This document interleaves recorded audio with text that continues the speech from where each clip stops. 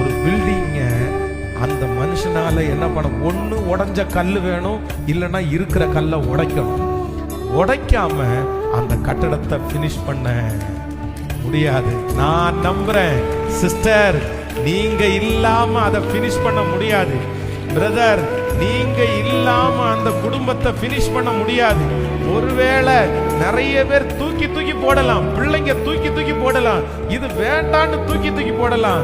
ஆனா ஆண்டவர் இன்னைக்கு தீர்க்க தரிசனமா கர்த்தர் சொல்றாரு, இல்ல நீங்க அந்த இடத்துல இருந்தாதான் பினிஷ் ஆகும். நீங்க அந்த இடத்துல இருக்கணும், நீங்க அந்த இடத்துல தேவை.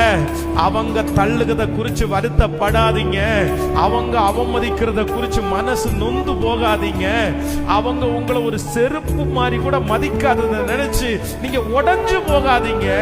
கர்த்தர் சொல்லுகிறார், அது ஒரு முள் உனக்கு கொடுக்கப்பட்டிருக்கிறது.